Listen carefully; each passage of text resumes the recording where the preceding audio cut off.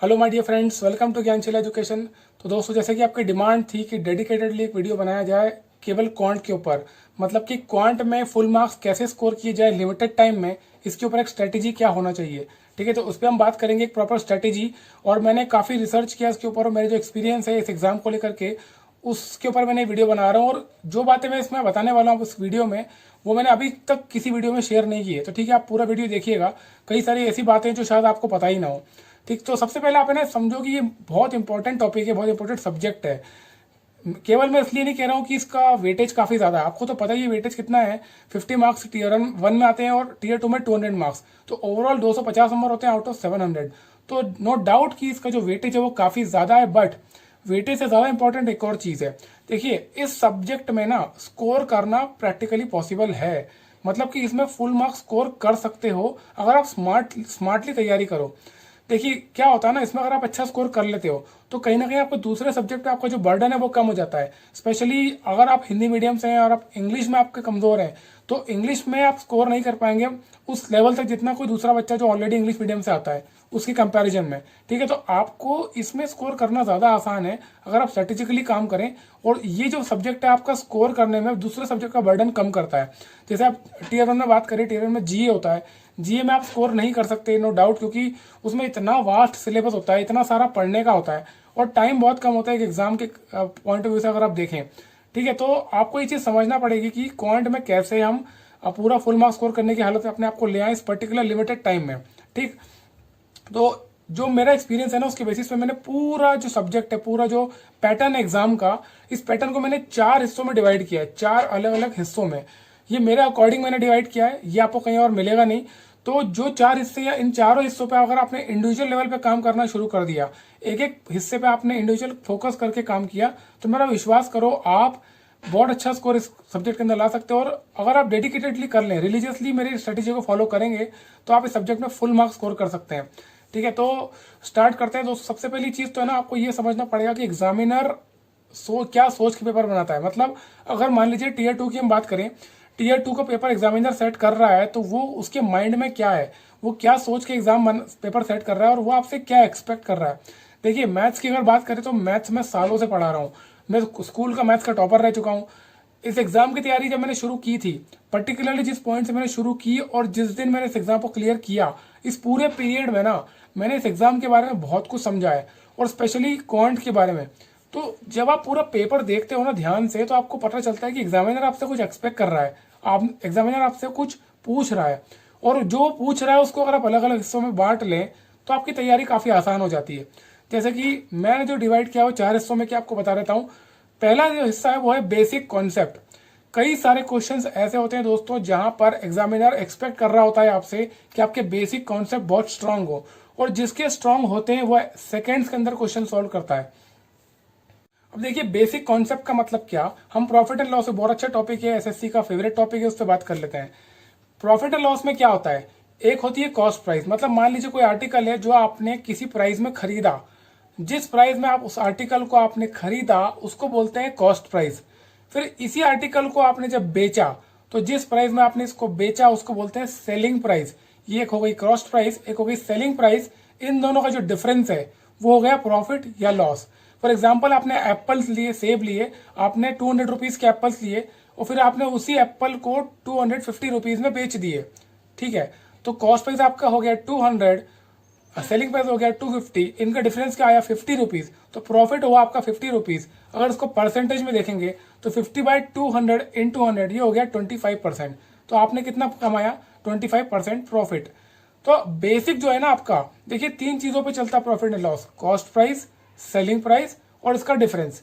ये जो बेसिक आपको क्लियर एक बार हो गया तो आप प्रॉफिट एंड लॉस का कोई सा भी क्वेश्चन सॉल्व कर सकते हो। बट अगर आपको बेसिक की क्लैरिटी नहीं है तो बहुत प्रॉब्लम आएगी आपको क्वेश्चन सॉल्व करने में। फॉर एग्जाम्पल, एक और अपन एग्जाम्पल ले सकते हैं टाइम एंड वर्क का। टाइम एंड वर्क मतलब क्या, समय और काम। एग्जाम्पल ले लेते हैं, एक आदमी किसी भी काम को करने में 10 दिन लगाता है, एक आदमी किसी भी काम को करने में 10 दिन लगाता है, तो 2 आदमी उसी काम को करने में कितने दिन लगाएंगे। ठीक है, ऑब्वियस सी बात है, जब एक आदमी उस काम को करने में 10 दिन लगा रहा है तो 2 आदमी उस काम को करने में 5 दिन लगाएंगे, हाफ हो जाएगा। तो यहां पर आपने एक चीज समझी, आदमी, काम और दिन, आदमी मतलब मैन हो गया M, काम मतलब वर्क हो गया W, और दिन मतलब होगा टाइम यानी T, MWT। जब आपने आदमियों की संख्या बढ़ाई, 1 से 2 हुए, तो टाइम जो था, दिन जो थे वो कम हो गए। मतलब क्या हुआ, अगर नंबर ऑफ मैन बढ़ेंगे तो टाइम जो है वो कम होता जाएगा, सीधी सी बात है। इसका मतलब क्या हुआ, मैन जो है वो टाइम से इन्वर्सली प्रोपोर्शनल है। ठीक उसी प्रकार देखो आप, मैन अगर आपने बढ़ाए और आपने ये कहा कि आप काम को भी डबल कर लेते हो, तो क्या आपका दिन बढ़ेंगे? नहीं बढ़ेंगे। इसका मतलब क्या कि अगर आप काम को बढ़ा देते हो तो आपका जो टाइम है वो भी बढ़ेगा और मैन है वो भी बढ़ेंगे। ठीक है, तो बेसिक अगर आपका क्लियर है तो आपको कोई हिला नहीं सकता। और कई सारे क्वेश्चंस एग्जाम में ऐसे होंगे जो आपका बेसिक कॉन्सेप्ट को चेक करने के लिए फ्रेम किए जाते हैं। ठीक, तो बेसिक कॉन्सेप्ट एक बहुत इंपॉर्टेंट चीज आपका क्लियर होना चाहिए और इस पर आपको अलग से काम करना चाहिए। सेकेंड इंपॉर्टेंट चीज जो एग्जामिनर एग्जाम में चेक करता है वो है प्रॉपर्टीज, थ्योरम्स एंड फॉर्मूलेज।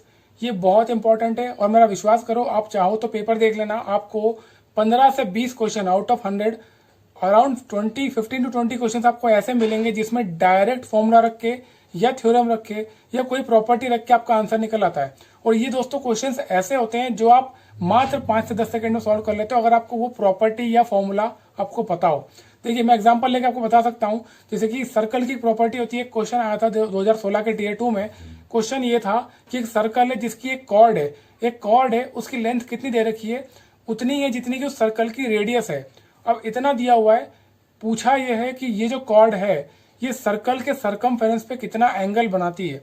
तो देखिए अगर आप ध्यान से देखोगे कि अगर कॉर्ड जो है उसकी लेंथ रेडियस के बराबर है तो वो जो एंगल ट्रायंगल बनेगा वो बनेगा इक्विलेटरल ट्रायंगल। इसका मतलब क्या कि ये जो कॉर्ड है ये सेंटर पे एंगल बना रही है 60 डिग्री। और प्रॉपर्टी क्या बोलती है सर्कल की कि कोई कॉर्ड सर्कल के सेंटर पे जो एंगल बनाती है उसी सर्कल के सरकमफेरेंस पे उसका आधा एंगल बनाती है। ठीक है, तो 60 डिग्री अगर बनाता है सेंटर पे तो पूरे सरकमफेरेंस पे कहीं भी किसी पॉइंट पे वो बनाएगा 30 डिग्री। तो अगर आपको ये प्रॉपर्टी पता है तो आप बड़ा आराम से इसका आंसर निकाल सकते हो। आपको फिगर ड्रॉ करने की जरूरत नहीं है, आपको कुछ भी करने की जरूरत नहीं है, माइंड के अंदर ये क्वेश्चन सॉल्व हो गया। ठीक है, इसी प्रकार से और कई सारे क्वेश्चन आए थे। जैसे एक क्वेश्चन आया था पॉलीगॉन से, उसमें ये पूछा था कि कोई एक पॉलीगॉन है, उस पॉलीगॉन का एक्सटीरियर एंगल है 60 डिग्री। ठीक है, तो उसमें उस पॉलीगॉन में नंबर ऑफ डायगोनल्स कितने होंगे। अब यहाँ पर आपको नंबर ऑफ डायगोनल्स का फॉर्मूला पता होना चाहिए, फॉर्मूला पुट के आंसर आ गया। एक्सटीरियर एंगल 60 डिग्री मतलब क्या हुआ कि वो जो पॉलीगॉन है उसका इंटीरियर कितना है 120 है, मतलब वो हेक्सागॉन है। तो एन की वैल्यू आ गई 6 और जो नंबर ऑफ डायगोनल्स का फॉर्मूला होता है वो n into n minus by 3, n into n minus 3/2, ये आपका फॉर्मूला होता है। इसकी वैल्यू पुट करो आपका आंसर आ जाएगा। तो डायरेक्ट आप फॉर्मूला पुट करके आंसर निकाल सकते थे। तो इसीलिए दोस्तों आपको ना इस चीज से फोकस करना चाहिए कि ज्यादा से ज्यादा प्रॉपर्टीज, फॉर्मूलेज और थ्योरम्स आपको पता होना चाहिए। और कोशिश कीजिए, जैसे कि मैंने आपको हमेशा बताता हूँ कि कॉपी आप बनाओ, उस कॉपी के अंदर जितना अपनी हैंडराइटिंग में आप लिख सकते हो लिखो।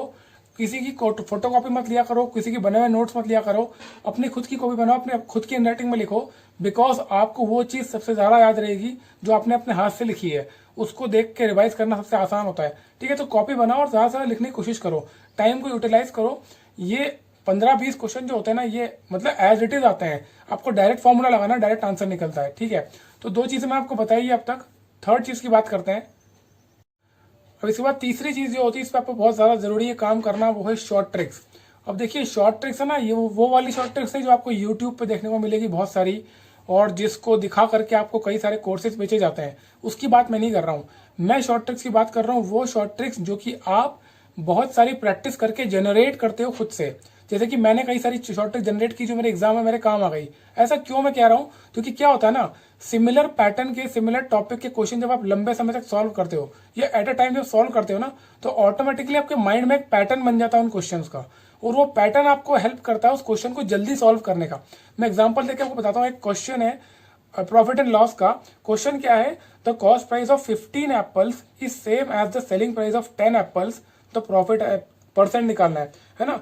15 एप्पल का लागत मूल्य 10 एप्पल के विक्रय मूल्य के बराबर है, तो लाभ प्रतिशत आपको बताना है। देखिए यहाँ पर ना आप एक चीज ध्यान से देखोगे कि आपको यहाँ पर प्राइस नहीं दी हुई है, यहाँ पर क्वांटिटी दी हुई है, एप्पल्स की क्वांटिटी दी हुई है 15 और 10। तो इसको डिटेल में सॉल्व कैसे करेंगे वो मैं आपको अभी नहीं बता रहा हूँ, वो मैं बता चुका हूँ कई सारे वीडियोज में। तो वहाँ आप देख सकते हो। यहाँ पर मैं आपको क्या बता रहा हूँ कि इसको शॉर्ट ट्रिक से कैसे करना है। शॉर्ट ट्रिक से कैसे करना है, कॉस्ट प्राइस वाली जो आपकी क्वांटिटी है 15, उसमें से माइनस करो आप सेलिंग प्राइस वाली क्वांटिटी मतलब 10, और डिवाइड कर दो उसको सेलिंग प्राइस वाली क्वांटिटी से। तो 15 माइनस 10 बाय 10, इसको मल्टीप्लाई करो 100 से, आंसर आपका आ जाएगा 15 माइनस 10 बाय 10 कितना हो गया 1/2, 1/2 इंटू 100 हो गया 50%। तो आपको जो प्रॉफिट परसेंट होगा वो 50% होगा। ठीक है, तो यहाँ पर आपको शॉर्ट ट्रिक खुद जनरेट करना होती है, प्रैक्टिस कर करके वही सबसे बढ़िया तरीका होता है। मैं उसकी बात नहीं कर रहा जो जनरली आप देख लेते हो यूट्यूब पे आपको बताई जाती है, क्योंकि वो है ना बहुत लंबे समय तक आपको याद नहीं रहेगी, क्योंकि आप सबसे ज़्यादा लंबे समय तक वही चीज़ याद रख पाओगे जो कि आपने खुद ने क्रिएट की है। ठीक है, तो अपनी क्रिएशन बनाओ, खूब सारी प्रैक्टिस करो, ऑटोमेटिकली कई सारी ट्रिक्स आपकी जनरेट होगी, और ये ट्रिक्स आपको काफ़ी हेल्प करती है एग्जाम को क्रैक करने में, बिकॉज कई सारे क्वेश्चन ऐसे होते हैं जो ट्रिक से सॉल्व होते हैं, सेकेंड्स में सॉल्व होता है। अदरवाइज आप उसको कन्वेंशनल मेथड सॉल्व करने जाओगे तो आपका पूरा 1 मिनट या 1.5 मिनट उस क्वेश्चन को सॉल्व करने में लगेगा। वहीं अगर ट्रिक से आप उस क्वेश्चन को सॉल्व करो तो वो मात्र 10 से 12-15 सेकंड में सॉल्व होता है। तो काफ़ी टाइम आपका बचता है, वो जो टाइम आपका बचेगा वो आप दूसरे क्वेश्चन की तरफ लगा सकते हो जो ऑलरेडी डिफिकल्ट है। ठीक है, तो यहाँ तक मैंने दोस्तों आपको 3 चीज़ें बता दी है। एक मैंने आपको बताया आपका बेसिक कॉन्सेप्ट बहुत क्लियर होना चाहिए, क्लैरिटी होना चाहिए कॉन्सेप्चुअल को लेकर के। दूसरी मैंने आपको बताई है कि आपकी थ्योरम्स, प्रॉपर्टीज और फॉर्मुलेस आपके माइंड में प्रिंटेड होना चाहिए, आपको अच्छी तरह याद होना चाहिए। और तीसरी इंपॉर्टेंट चीज़ आपकी खुद की क्रिएट की हुई शॉर्ट ट्रिक्स, जितनी ज़्यादा शॉर्ट ट्रिक्स आप क्रिएट कर सकते हो उतना ज़्यादा आपको हेल्प मिलेगी एग्जाम में। ठीक है, अब सबसे इंपॉर्टेंट चीज़ जो इस समय बहुत ज़्यादा चलन में है, कई लोग इससे डरे हुए हैं, वो है कैलकुलेशन स्पीड। जैसे कि आप देख रहे हो इस समय कई सारे क्वेश्चन ऐसे आ रहे हैं एग्जाम में जो कैलकुलेटिव आते हैं, मतलब कि वो थोड़ा टाइम कंज्यूम करते हैं। देखिए, कैलकुलेटिव आने का मतलब बिल्कुल नहीं कि उस क्वेश्चन को आप सॉल्व ही नहीं कर सकते। एग्जामिनर का पर्पस क्या है कि आपका टाइम खराब करना। ठीक है, वो टारगेटेड क्वेश्चंस होते हैं, वो क्वेश्चन फ्रेम ही ऐसे किए जाते हैं कि आप उसमें उलझ के रह जाओ और आप वो एरिया, वो वाला पेपर क्वेश्चन सॉल्व ना कर पाओ जो आपको अच्छी तरह आते हैं। ठीक है, तो कैलकुलेशन स्पीड आपकी जितनी अच्छी होगी ना, उतनी जल्दी आप ऐसे क्वेश्चन से जल्दी ओवरकम कर पाओगे। तो उसका एकमात्र तरीका यही है कि आप बहुत सारे कैलकुलेशन क्वेश्चन सॉल्व करो और उसको कोशिश करो टाइम रिड्यूस करने की। जैसे कि मैं कई बार कहता हूँ कि जब आप पढ़ाई करते हो तो पढ़ाई जब भी करो तो आप टाइमर लगा के पढ़ाई करो। ठीक है, आपका एनालिसिस आप खुद करो, सेल्फ अपने आप को इवेल्युएट करो, आप देखो कि आप कहाँ स्टैंड कर रहे हो। मान लीजिए आप टाइमर लगाते हो और टाइमर लगा के आप देखते हो कि आप 1 घंटे के अंदर फॉर एग्जाम्पल 30 क्वेश्चन सॉल्व कर लेते हो, तो ये आपकी स्पीड बहुत अच्छी नहीं है। ठीक है, तो हमेशा आप टाइमर लगाओगे और उसकी आपकी जो प्रोग्रेस चार्ट है उसको आप नोट करते चले जाओगे कहीं पे, तो आपको पता चलता है कि आप कहाँ स्टैंड कर रहे हो, और धीरे धीरे आप उसको रिड्यूस करो। तो जब रिड्यूस करोगे ना तो आपको खुद तो कॉन्फिडेंस भी आएगा और कैलकुलेशन आपका फास्ट होगा, तो आपको कहीं ना कहीं उसका दूसरा एडवांटेज मिलेगा। देखिए, अगर आप फास्ट कोई क्वेश्चन सॉल्व कर लेते हैं तो इसका सबसे अच्छा फायदा आपको क्या मिलता है, वो क्वेश्चन पे आपको टाइम एक्स्ट्रा मिल जाएगा जो क्वेश्चन सबके लिए टफ है।